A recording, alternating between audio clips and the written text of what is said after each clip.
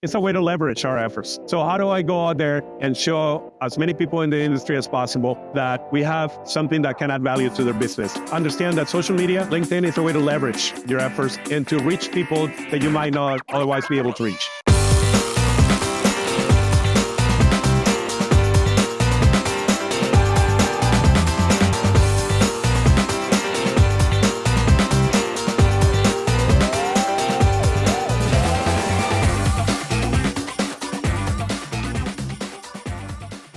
Hello, I'm Ed Marsh, host of the Industrial Growth Institute podcast. And today I'm recording at McCormick Place, and I'm joined by Saleem Awad, the president of Spinner North America. Saleem popped up on my radar because honestly, he's a LinkedIn beast. Now, admittedly, I'll say it's not too hard to stand out in the industrial space because there's not that many industrial capital equipment companies, you know, and folks that really are active. You see Chris Luca, you see the Manufacturing Millennial, Joe Angel at PMMI, and a few others like that. But nevertheless, Saleem really stands out. And so I'm excited about this conversation. We're going to learn a lot about him as we chat. But some of the highlights that I want to make sure I get out up front, his family is originally from Lebanon. He grew up in Colombia, spent some time back and forth between the U.S. and Colombia. He even started his own legal research business while he was in Colombia. But he moved to the U.S. after his mom was murdered by the FARC. He joined the U.S. Army. He earned his U.S. citizenship in the service, and he served as a combat diver with multiple deployments. After the Army, he went to law school, earning his J.D., and then practiced law for 6 years. He holds a certificate in machine tool sales engineering from the Association for Manufacturing Technology, AMT, the group that sponsors the IMTS show. And in 2016, he left his law practice to run business development for an Italian company in the automation, material handling and packaging automation space, and then about 3 years ago became president of Spinner North America, which is a U.S. subsidiary of a German machine tool manufacturer. So that's quite a journey, and I know it's going to inform a lot of the discussion that we have in some interesting ways. Please don't forget to like, share, comment, subscribe to the podcast, drop a comment, and exchange some ideas with Saleem. I know he'll answer. I watch how active he is. And so with that, welcome, Saleem. Thanks so much for spending time with me. Thank you so much, Ed. It's a privilege to be with you, and I look forward to welcoming you all here to the podcast and seeing what we're doing here on IMTS 2024.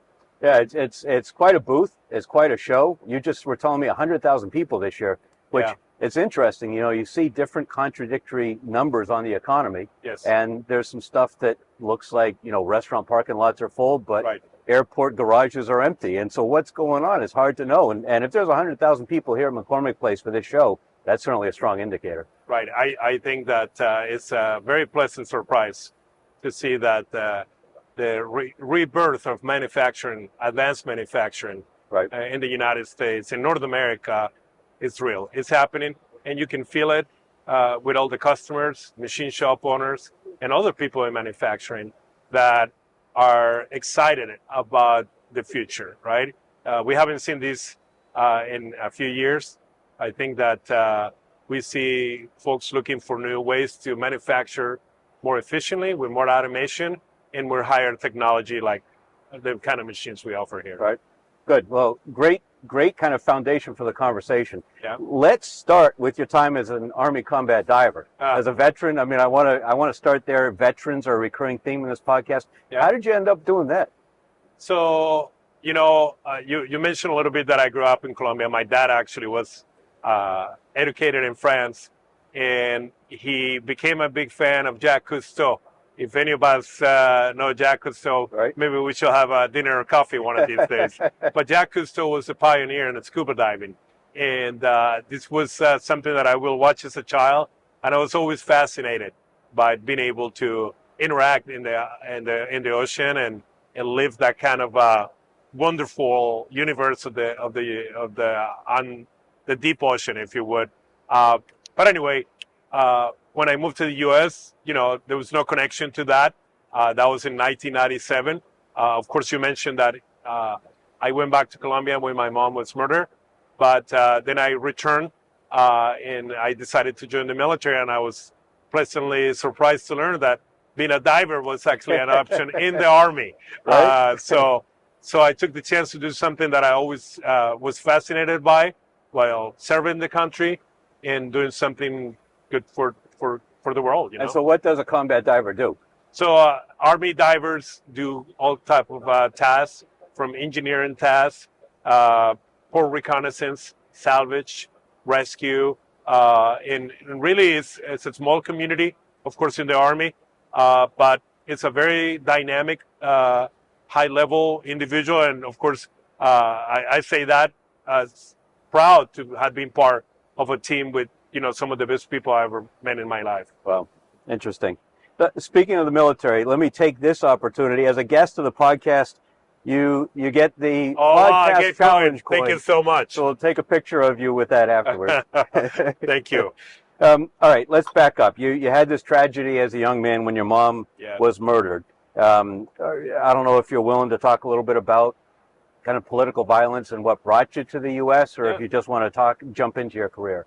I think that, in the United States, and now, of course, I lived here in the U.S. more than I lived in Colombia, but I think we sometimes take for granted the ability to move around freely and to exercise whatever it is that we want to do in life in a good environment of peace, prosperity. And, life is never perfect, but I got to say that, in other parts of the world, it's not like that. And Colombia, for many years, has been like that, and I wouldn't say it's done. Of course, the drug violence and the narco guerrillas were very active over the 80s, 90s, and 2000s. But this is something that has continued, and it just teaches you to appreciate when you're in a country where you can really pursue your dreams and do things without fearing being kidnapped, murdered, or not even able to move around freely. Right. And much the same exists in Lebanon, where your family's from originally. Yeah, my grandfather's Lebanese, from an area, a town called Big Faya, that's in the mountains of Lebanon. I would say now a smaller community of people called Marionites. They're Orthodox Catholics, and my grandfather was one of those folks that, in the early part of the 20th century, left Lebanon and relocated to America. Got it.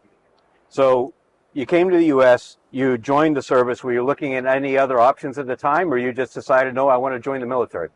No, I think the military provided not only the ability for me to go and die for a living, if you would, right, but also to, really become an American, right? And understand what it takes to enjoy these freedoms, but also having the chance to, in a way, deal a little bit with what happened to my mom. And what I realized is that, violence anywhere affects everybody everywhere.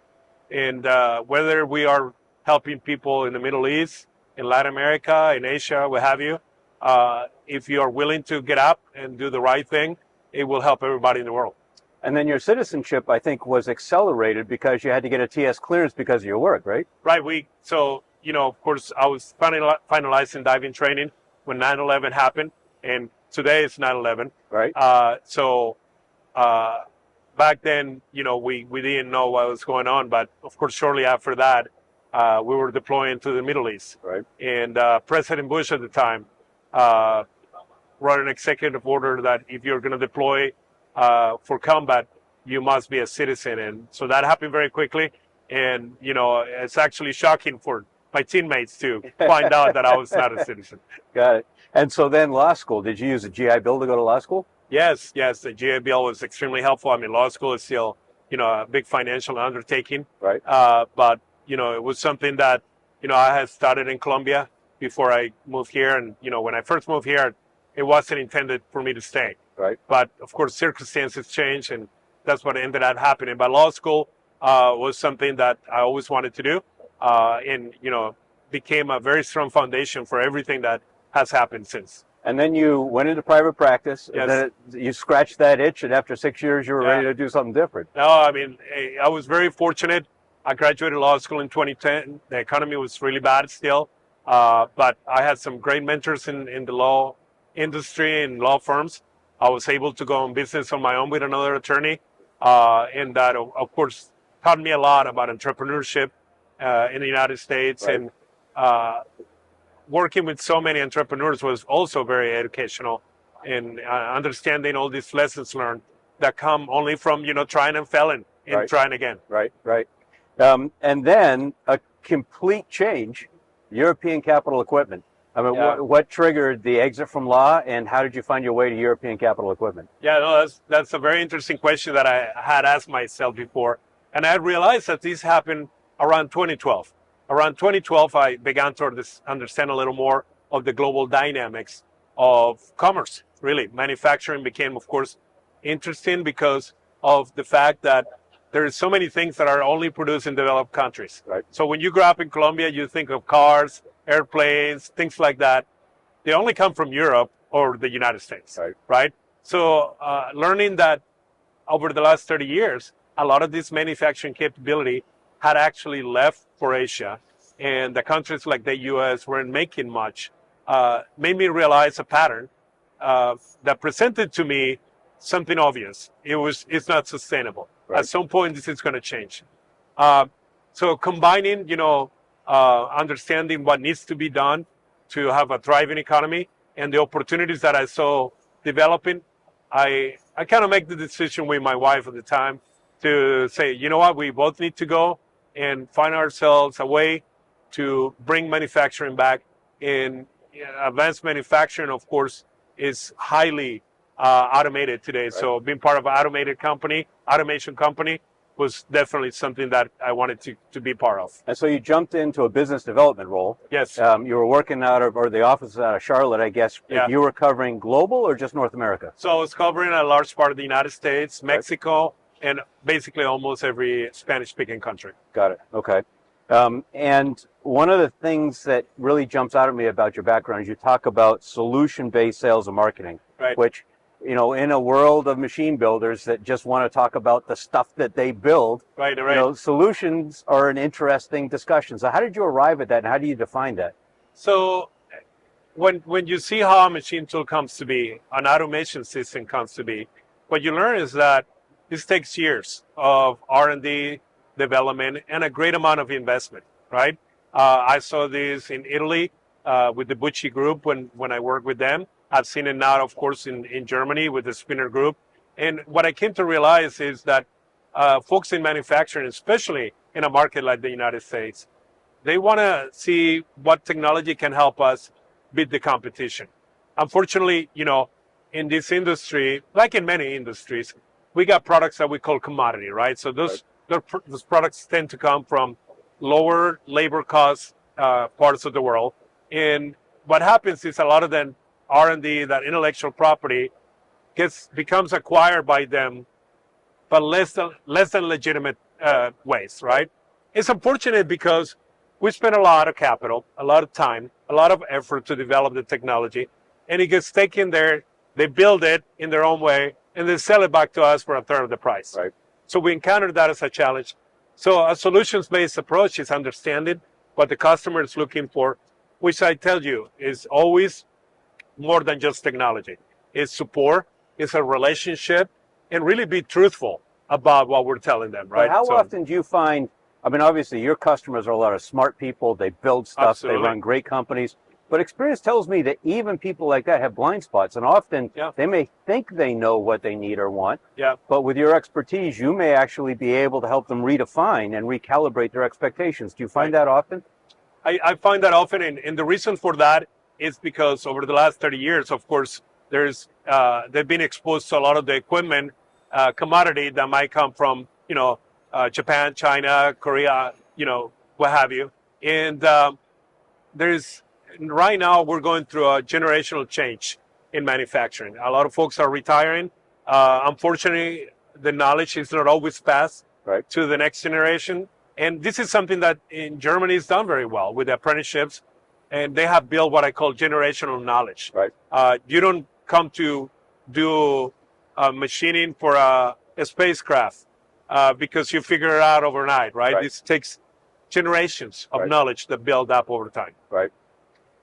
So that question of what really matters to buyers, when often we're accustomed to looking at a spec sheet and talking about the meters per minute and the pounds per square inch and all that kind of stuff. Right. But what they're worried about is business outcomes. Yes. So how do you, if you've got that perspective, how do you convey that to your team? Because often marketing and sales teams struggle to really understand that.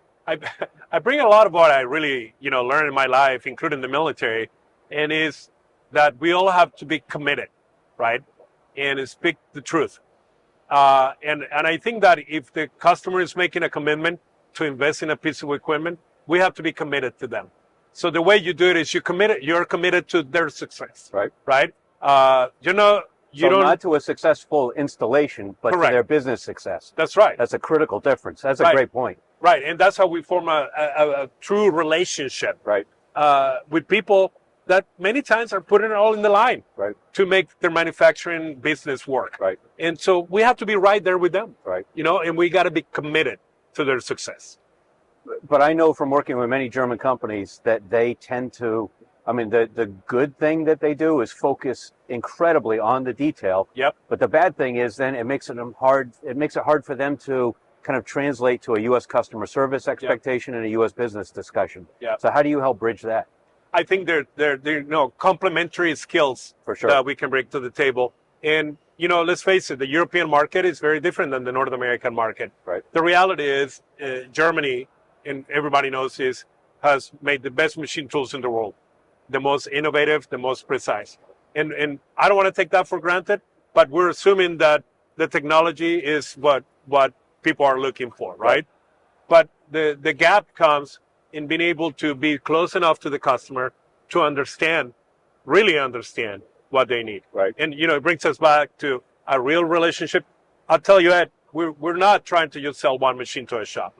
We're trying to create spinner machine shops, and we're trying to build real relationships, right? Where it's not just this fake friendship to sell somebody something. We really understand where people are coming from. Right. The machining part is oftentimes not the whole story. Right. It's only part of it. Yeah, even finding skilled labor to run the machines is Absolutely. the biggest challenge many of these shops have. Absolutely. Yeah. It's interesting. What do you think that most companies get wrong about selling machines? They make it into a transactional business. When somebody spends $500,000, $1 million in a machine tool, look, this is more than most people's homes. Right. Right. And I think that they're showing a big investment in the technology.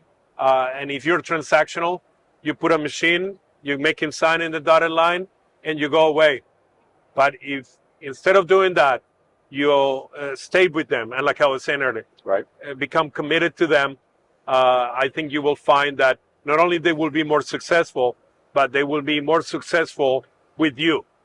But you're So- talking about really feeling it's what's the right way to say it? It's trite to say, but you're talking about a legitimate business partnership. Yes. Yeah, it's not a formal legal agreement, Right. but you're that committed to it. It's not just knowing their kids' names and taking a factory tour every now and then. You really feel, I can tell from talking to you, you feel in your gut a commitment to help them succeed in their business. And I have to be honest, that commitment comes from the relationship we build with every one of these people, right? But also because I've come to understand that what they are doing is as important because of what it means for our industrial base, right? Right. And that's as important as what we do in the military. Look, World War II gave us exactly what we needed to know, and is that if you want to win a war, you have to be able to manufacture at the level Right. to give the troops the stuff that they need, Right. the weapons that they need, the supply lines that they need. And so I see a higher calling there, not only selling machines, right? Right. Not only helping the folks that we're building a relationship with, but also to support the American industrial base so that we can protect this life that we come to appreciate, right? Right. When Right. we were talking about it, living in a place where we can thrive and not be murdered, well, Right. it takes the industrial base to do that. And if you don't have people investing in that, who's going to do it? All right, so that's kind of a heavy, high-level philosophical perspective.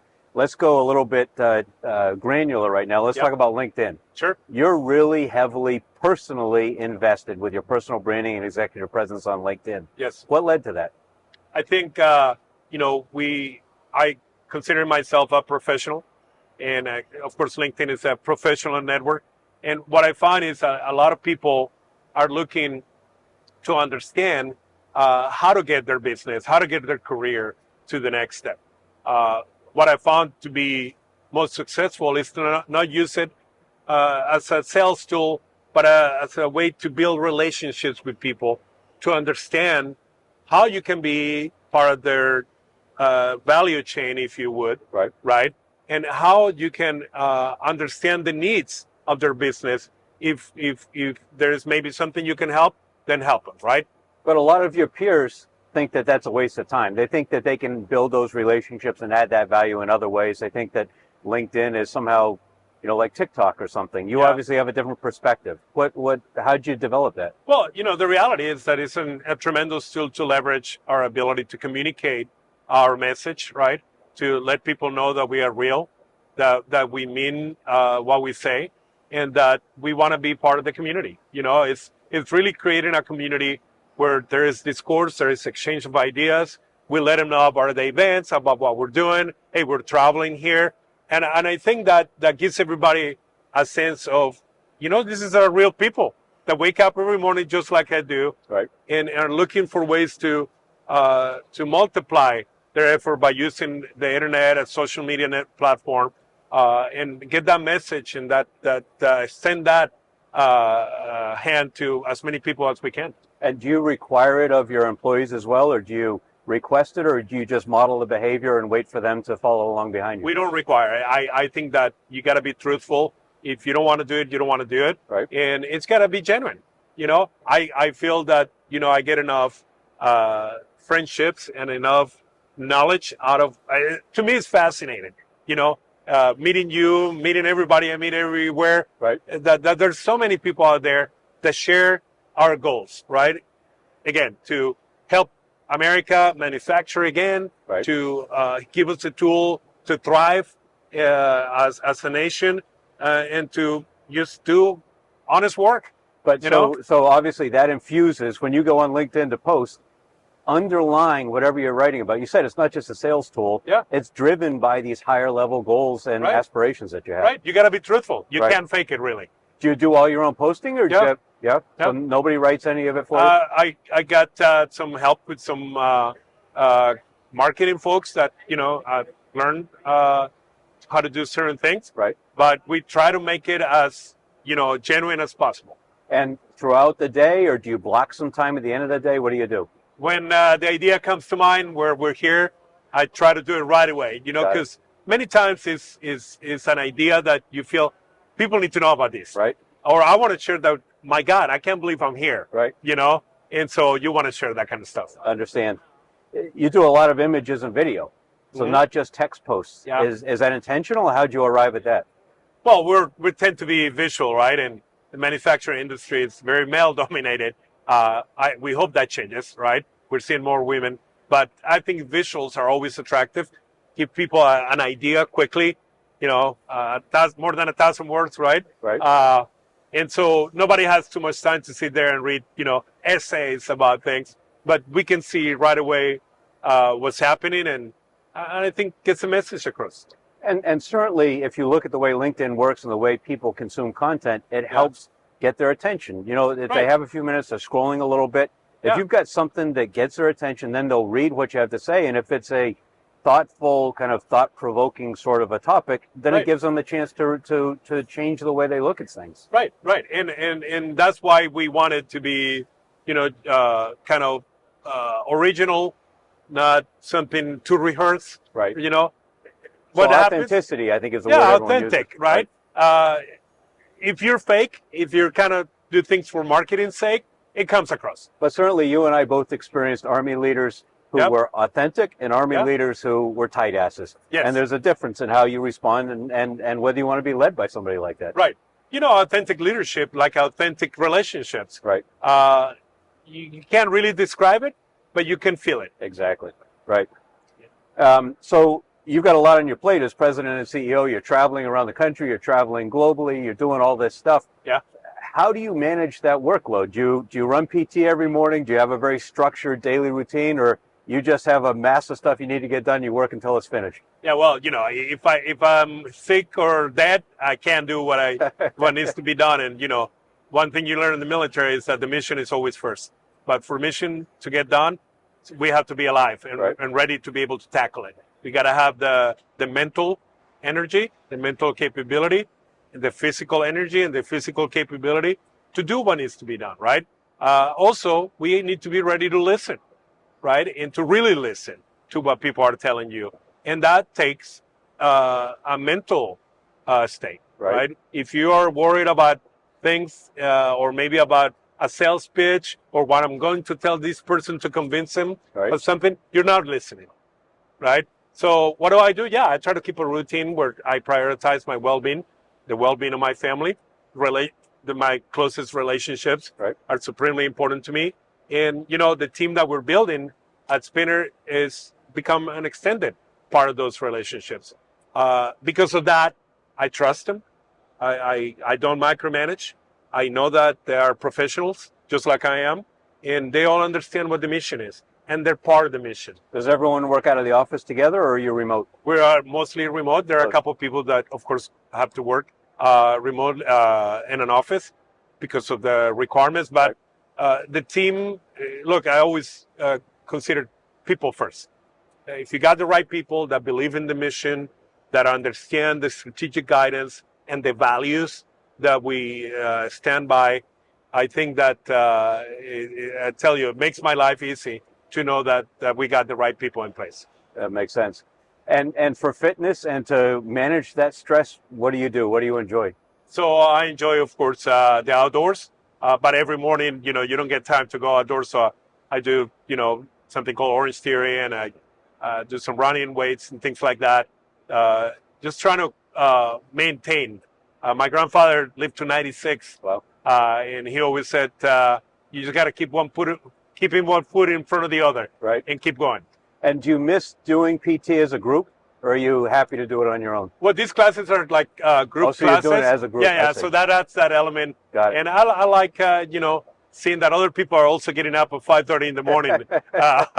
Well, nobody wants to wake up. And, you know, don't let anybody fool you. You never get used to it. It's something that either you do or you don't. I'm pretty used to waking up early. I'm not used to going all night long. That's what I never get used to. Right. All right. So Spinner's been around 75 years. Yep. You told me when we chatted on the phone that you routinely encounter people who have been in the business for 40 years, never heard of Spinner. Yep. So what do you, besides LinkedIn, what are you doing to change that? And what does Spinner do? What should everyone know about Spinner? Right. Well, so Spinner is still a family-owned company. Mr. Spinner started the company in 1948 in Munich after the war. Wow. And so the rebuild process started. These are folks that had seen their country destroyed, right? And now it was time to get to work. So he started a machine shop in a garage, like a lot of the companies that we see around the world. They started in a garage. So, you know, because they didn't have the machine tools that they were looking for with the precision. Of course, back in the 40s, 50s, there was no CNC. So it was manual machines. Yeah, mill and a lathe. Right? So we started with the fundamentals of mechanics. And this goes back to the generational knowledge, right? The foundational knowledge that we cannot lose as a nation is something that Germany was able to preserve. So they went from there. Right. So fast forward to the present day. Look, Spinner is still family owned. It's run by the Spinner brothers and is a company that is number one, more interested in providing mechanical engineering solutions for the machine tool industry. They have done very well in Europe for many years. And, you know, as the global dynamics have changed, they wanted to bring their product to North America. Right. And that's the reason why a lot of people in the United States and North America never heard of Spinner, right? A lot of people heard of them, but because they had gone to trade shows in Europe, EMO and shows like that. Right. But now that we're bringing it, people are starting to see that there is an alternative to what they have been doing for the last 30 or 40 years, right? That there is a country or a company in Germany, an allied country in NATO, with the ability to not only support us with this level of manufacturing, but also to be vested in that mission we were talking about. Right. You know, they're right there. Right. In Europe. You know, Ukraine is next to them. Russia is right there. So as things develop around the world, they're vested in our success. So they're also part of this mission. They believe that for us to be able to win together, we have to work together. And so it's a hard job for your salespeople, who Yeah. are going out to introduce a company that you know is quite substantial and quite effective, but many have never heard of. Right. They have to get in the door. They Yeah. have to introduce this new company to people who know many of the competitors but have never heard of Spinner. Right. How do you train them? What's effective to help them do that? Yeah, we try not to hang on too much on the branding, right? Not become a branding game or sales script, if you would. Right. You never look. We're in 2024. People in the shops know more about machine tools than you do. Right. Because this is what they do every day. Right. They're going to go online and they're going to do every machine tool. They know what they're looking for. So if we can understand what solution they need, and perhaps we have a match in that we might be able to supply a machine that can solve that Right. problem, then maybe that's where we encounter an opportunity to work together. And I say work together because, it's not us pushing a machine. It's us understanding the problem and then using that tool to solve that problem. Nevertheless, it's hard for salespeople to do because salespeople have been trained through their careers to call somebody up and say, "Hey, Yeah. we do awesome machine tools. Yeah. You need a machine tool." Yeah. And you talk about building this relationship. You talk about not relying too heavily on the brand, but introducing people to it. You talk about understanding their business, and it's a relatively small number of salespeople that really embrace that. How do you find the right sales folks? So primarily what we do is that we have sales engineers Got it. that are machinists too. So these guys go out there already with a knowledge of what being a machinist is like. Right. Already having to, for many years maybe, stand in front of a machine tool for 10 hours a Right. day, right? Right. So when you are a machinist, you're mechanically oriented and you understand what it takes to be a machinist. You can understand the challenges and the solutions that could be complementary Right. to what folks encounter every day. Right. So, that's fundamental for and some of our guys, we call it technical sales engineers, because it's a technical sell, Sure. right? So, so that is, I think, part of the secret. Also, being truthful. We try not to give them these quotas and say you have to sell this many machines or you have to do this. We're not trying to sell a commodity. We're trying to sell solutions and trying to sell quality. But more importantly, like I said earlier, to build a real relationship with the shop. Right. That next time they need a machine, whatever that might be, they feel good about calling us and say, "I need a machine. Right. Can you help me?" Right. All right. How about social media besides LinkedIn? Yeah. Are you active other places? A little bit of Instagram. I think that, some of the younger people are, but Right. we haven't developed too many on the Facebook and others. I think over time, we'll find what's most appropriate. Right. But ultimately it's going to be, where can we put our message and share with us more information about the technology. Like I said, people want to be able to research Right. beforehand, and we want to give them the tools to do that. And it's interesting you say that because many companies think their website is where they do Right. that, and they don't think of social media as being a place to build those relationships and share Right. that information. Right. How did you arrive at that other perspective? Well, I think based on my understanding of the social part of it, right? Right. Because, yeah, you might have a solution, but if you don't have a relationship, if you don't meet the person, you're never going to have a relationship. Right. So what is a good way to extend your hand for the first time and saying, "Hi, I'm with Spinner, and, I love to listen to you and what challenges you might have in machining that we might be able to help you with." I never heard of Spinner. And I got to tell you, when I hear I never heard of Spinner, I love it. Right. Because that means now there's one more person that now has heard about Spinner. Right. So you mentioned relationships, you mentioned authenticity, you mentioned being truthful. You haven't used the word trust. Obviously, Yeah. you're dancing around trust. Yep. Do you talk with your team about social media as a way to build trust? Is that Yes. part of the discussion? Yes. Number of things, never say anything negative about the competition. Right. Always never embellish what we're able to do. Right. Because the reality is, if you're going to embellish or lie or misrepresent what our machines are capable of doing, that's going to be found out, Sure. and so you lose trust. The base on any business, on any relationship, is trust. Right.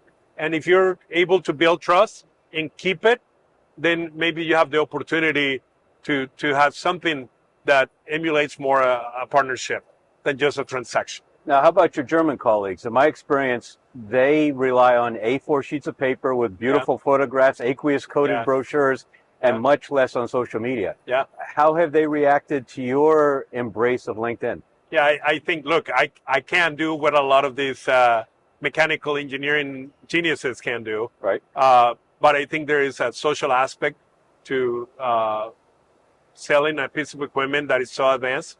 I think I have learned a tremendous amount from them. And, they're seeing that there is a benefit to being able to connect with people in a little bit of a different way.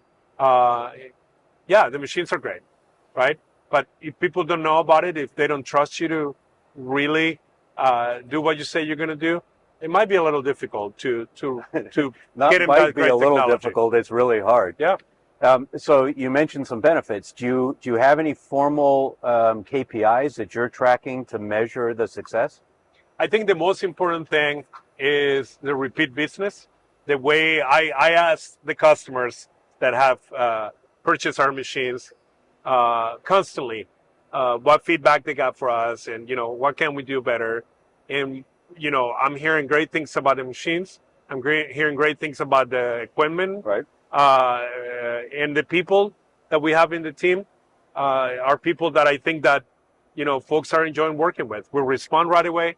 We don't shy away from issues. So it's much more a U.S. customer service orientation than perhaps a German one. Machines are going to break. Right. They're machines. But how about KPIs in terms of your LinkedIn work? Are you measuring that success in Not any too way? much. No? We You're just doing it because you believe it's valuable. I wouldn't say that we go blind at it, but I would say that we don't pay too much attention to that. Our return is to simply being able to put the message out there. Right. And we're getting the feedback. Right. Sometimes the message is not something that people are prepared to receive because perhaps they're using a different brand of machine tools and they don't care. Right. Right? They're happy with that. But that's not our goal. Our goal is just to say, we're here. If we can ever help, let us know. We'll love to do something about that.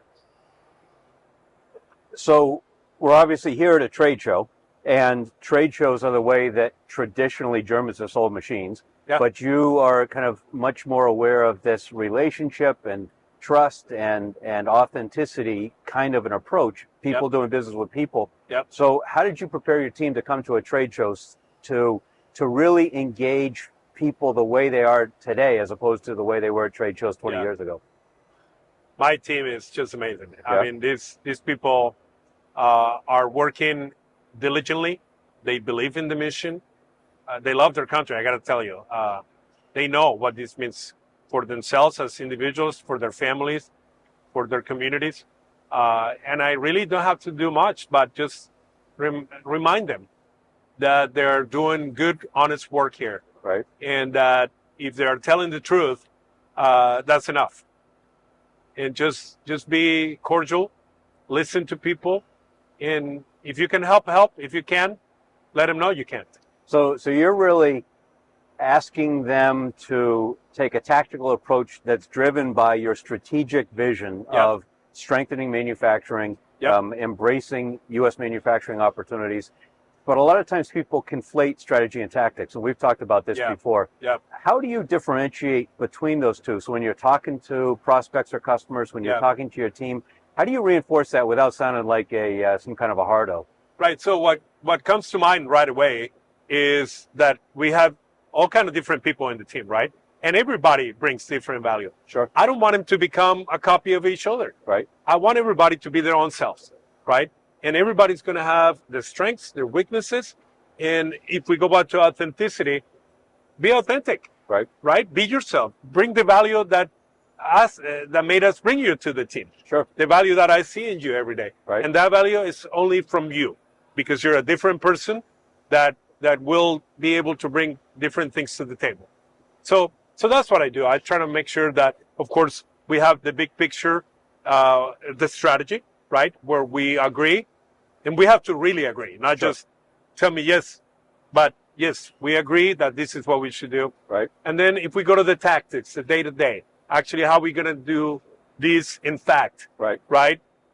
I want people to be able to give their own spin to that, and add their personality, their knowledge, and their, culture to the picture of what we're doing. One of the things that I think is most missing from business is what we used to have in the Army, commander's intent, that Yep. portion of an operations Yep. order that basically says, this is where we're trying to get to. Right. Now, if everything gets messed up, or if you're in a meeting by yourself and nobody's there, or if you're trying to decide how to spend your time and what to do Yep. each day, this gives you the framework for you to understand how to make those choices that support what I believe is important as a company. Yes. Do you talk about commander's intent? I do it in a different way. Of course, a lot of people that haven't served in the military might not get it, but I think everybody gets the concept Right. of, climbing the mountain and putting the flag on top. Right.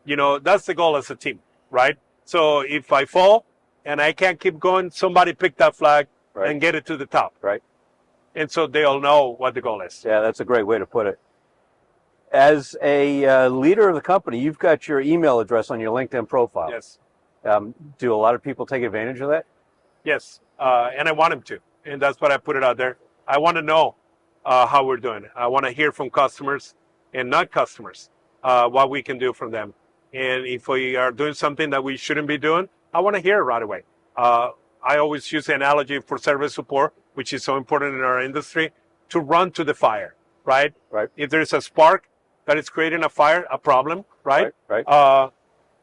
The strategy or the tactic wouldn't be to run away from it, but for us to run to it as quickly as we can so that it doesn't burn the house. But right? sharing that email address seems very counter to the way many companies operate these days, which is to try to shelter people and make customers or prospects go through a process. Yeah. I don't think that we're the traditional company. I That's think, clear talking to you. Yeah, I think that we want to be accountable to the team. I hold myself accountable to the team.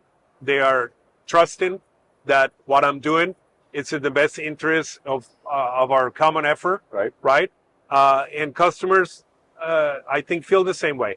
So if I'm able to be accountable to them for the good and the bad, I think that it gives people a sense that nobody's hiding here. Accountability is a pet peeve of mine lately. I feel like we've really lost a sense of accountability, whether it's flag officers in the military with what happened the way they left Afghanistan, or business leaders that don't take responsibility for problems, or salespeople that don't own their quota and their activity and their work ethic. How do you infuse accountability? Obviously, you demonstrate it. You model that behavior. Do you talk about accountability, or how do you build that in your team? I do, and I think it's something that they all want to see in their team, right? They're all accountable to each other. They're accountable to themselves, right? And we're accountable to our customers, right? And to our enterprise. So, also civility, right? I don't know if being civil, if being polite, respectful, and having values behind what you do, it still counts for anything. But if you don't have something to build on, how are you going to be accountable? What are you accountable to? Is it a number on a spreadsheet? Right. Or is it a set of values that you live by? Right. What do we stand for? Right. So stand for something. Tell me what that is. Right. And if we have a match, maybe we got something to talk about. But what's striking me about this conversation, I was going to ask you what tips you have for companies that want to start using LinkedIn better, and we can talk about that quickly. But clearly, your use of LinkedIn is an extension of your business philosophy, the way you lead the company, and the way you articulate that. So not just a set of bullet points on the wall of the conference room, but the way, my guess is that it infuses every conversation you have with every customer and every employee every time. Do you think that's fair?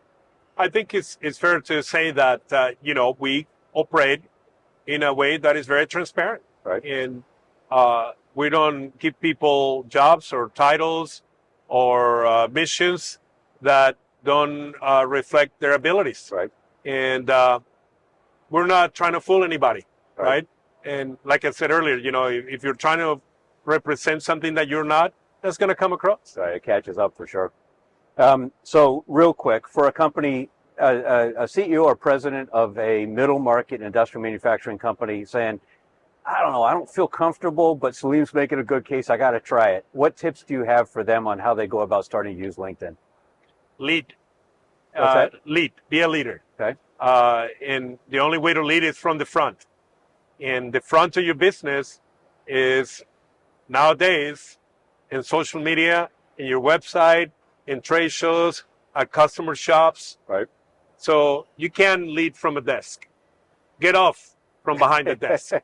That's the advice I would give. Put Right. your boots on, and well, I was going to say go to war, but go to work. I was going to say, but get up from behind your desk and get out in the field. I mean, you definitely sound like an Army leader who learned how to lead in kind of the 80s and 90s. I think a time when there was a different approach to leadership. People are watching you, Right. and they count on you, Right. and they count on you to get in front Right. of it. And the other thing that I will suggest is create other leaders.